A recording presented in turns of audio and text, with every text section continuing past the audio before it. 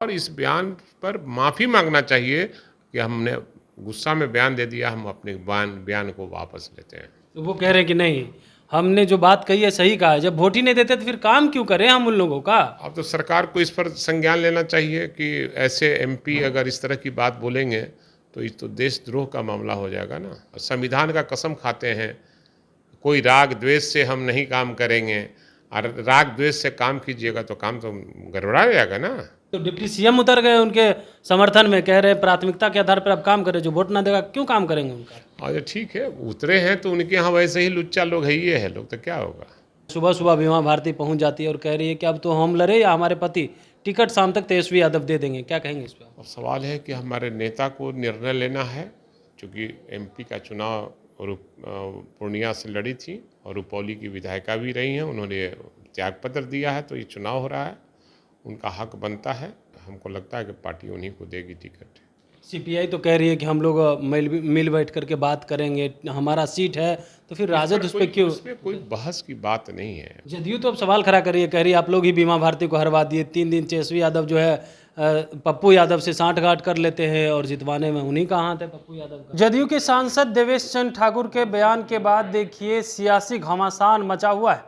एक तरफ जो है जदयू सही ठहरा रही है और कह रही है कि देवेश चंद्र ठाकुर ने क्या गलत कहा है, लेकिन जिस तरीका से उन्होंने कहा है कि जो हमें वोट दिए हैं अब काम उसी का करेंगे, और मुस्लिम यादव तो वोट ही नहीं देते, अब उनका हम काम नहीं करेंगे। इसी बात करने के लिए हमारे साथ राजद के कद्दावर नेता और विधायक हैं भाई वीरेंद्र।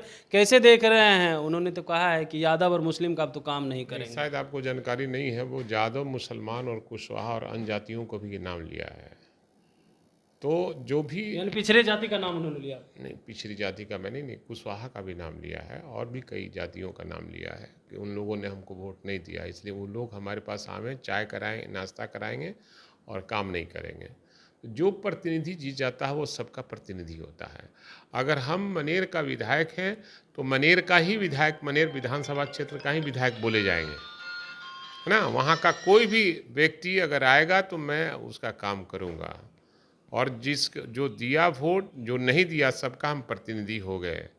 तो ऐसा कोई भी पढ़े लिखे आदमी को इस सब शब्द से बचना चाहिए और ऐसे बयान से निश्चित रूप से बचना चाहिए, और इस बयान पर माफ़ी मांगना चाहिए कि हमने गुस्सा में बयान दे दिया, हम अपने बयान को वापस लेते हैं। तो वो कह रहे हैं कि नहीं, हमने जो बात कही है सही कहा है। जब वोट ही नहीं देते तो फिर काम क्यों करें हम उन लोगों का? अब तो सरकार को इस पर संज्ञान लेना चाहिए कि ऐसे एमपी अगर इस तरह की बात बोलेंगे तो ये तो देशद्रोह का मामला हो जाएगा ना।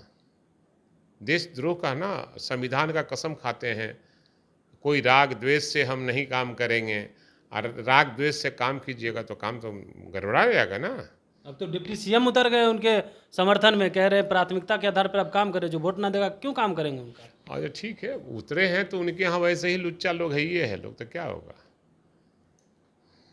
चलिए, रुपौली विधानसभा में उपचुनाव को लेकर के चर्चाएं। सुबह सुबह बीमा भारती पहुंच जाती है और कह रही है कि अब तो हम लड़े या हमारे पति, टिकट शाम तक तेजस्वी यादव दे देंगे। क्या कहेंगे इस पर? और सवाल है कि हमारे नेता को निर्णय लेना है, क्योंकि एमपी का चुनाव पूर्णिया से लड़ी थी और रुपौली की विधायिका भी रही हैं, उन्होंने त्यागपत्र दिया है, तो ये चुनाव हो रहा है, उनका हक बनता है, और हमको लगता है कि पार्टी उन्हीं को देगी टिकट।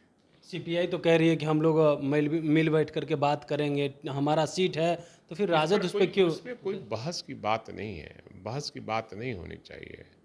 इस पर हमने कहा कि शीर्ष नेतृत्व तय करेगा कि कौन लड़ेगा, नहीं लड़ेगा। जदयू तो अब सवाल खड़ा कर रही है, कह रही है आप लोग ही बीमा भारती को हरवा दिए। 3 दिन तेजस्वी यादव जो है पप्पू यादव से सांठगांठ कर लेते हैं और जितवाने में उन्हीं का हाथ है, पप्पू यादव का। छोड़िए, ये सब बयान से बचिए, ये सब बयान रखिए। चलिए, तो आप सुन रहे थे क्या कुछ कह रहे थे राजद के कद्दावर नेता और विधायक भाई वीरेंद्र। इन्होंने कहा है कि देखिए जो पार्टी निर्णय लेगा वो सर्वोत्तम है। वहीं पे जिस तरीका से देवेश चंद्र ठाकुर ने कहा है उसको लेकर के भी कह रहे हैं कि देखिए इस तरह के बयान नहीं देना चाहिए। अगर इस तरह की बातें कर रहे हैं तो इस पर संज्ञान लेने की ज़रूरत है। कमलेश कुमार, लाइव बिहार, पटना।